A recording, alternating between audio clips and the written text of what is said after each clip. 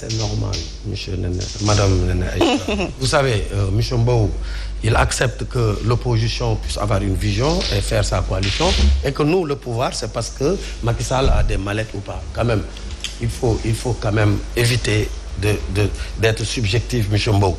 Je pense que Benno Bokk Yakaar, quand même, tout le monde salue cette longévité de Benno Bokk Yakaar. Personne ne va nier notre vision commune qui est le plan Sénégal émergent.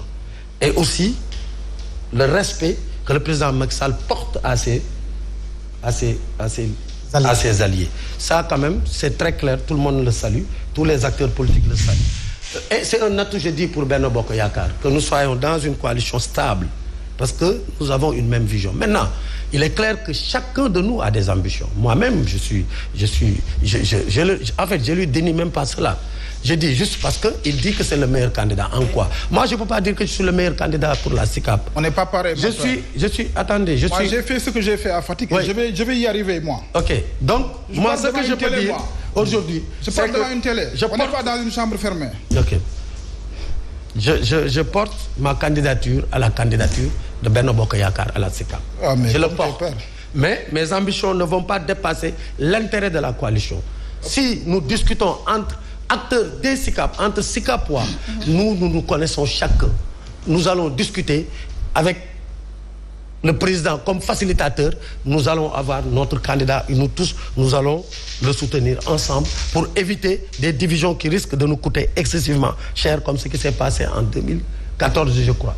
Avec Taxawu Dakar, au niveau de Dakar, qui a raflé l'ensemble des communes, sauf la commune de Yoff, que Abdoulaye Diouf Sarr avait gagné à un écart de 3500 voix. À Dakar, le même problème se pose. Aujourd'hui, il y a des jeunes de Dakar, moi-même y compris, nous portons la candidature d'Abdoulaye Diouf Sarr à Dakar. Parce que nous pensons que aujourd'hui, si nous dégageons des critères objectifs, sans subjectivité, c'est le meilleur candidat pour Benno Bokk Yakaar. Je vais vous le dire.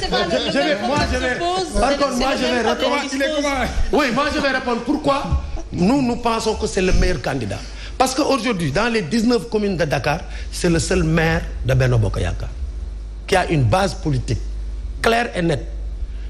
Il a gagné en 2014 à plus de 3500 voix. Lors des élections législatives, vous vous rappelez bien, il y avait coude à coude entre les deux coalitions, Taxawu Dakar, ni était Yoff, les 7 députés que nous avons eu à gagner à Dakar, on l'aurait perdu.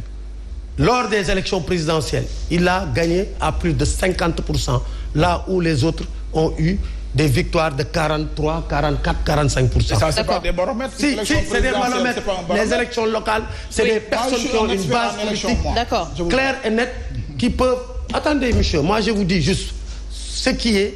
Je te donne des faits. Je ne parle pas d'opinion. Vous, quand vous dites que vous êtes candidat à la candidature, vous ne donnez pas de faits. Vous donnez vos opinions à vous. Alors moi, ce que je donne, c'est des faits, c'est des chiffres. Donc voilà pourquoi nous pensons aujourd'hui que le meilleur choix que le président peut faire pour espérer gagner Dakar, c'est pour nous Abdoulaye Diouf Sarr. Et nous soutenons cette candidature à la candidature. Mais pour autant, nous respectons quand même...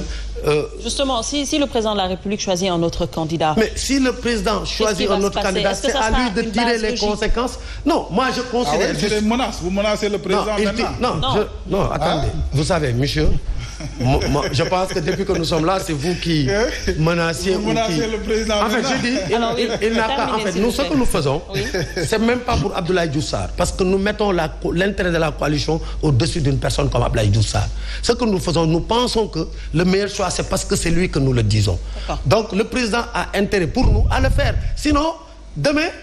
on peut avoir un réveil brutal. Donc voilà ce que nous pensons objectivement. Et nous disons au président, nous sommes à Dakar. Il y a des jeunes aujourd'hui qui ont créé une plateforme. Appelez Dakar ko soxla, mais qui ne sont pas de l'APR et qui sont en train de porter cette candidature. Mais pas que kenn du ko jiitu ci mbalaanam. Et que nous pensons que, comme je l'ai dit tout à l'heure, nous restons très disciplinés dans le cadre de la coalition, mais je pense qu'il est temps aujourd'hui que la coalition discipline. Très bien. Je pense que souvent ce sont les réflexes de l'économiste qui reviennent, raison pour laquelle lui également il est dans un certain subjectivisme inflationniste.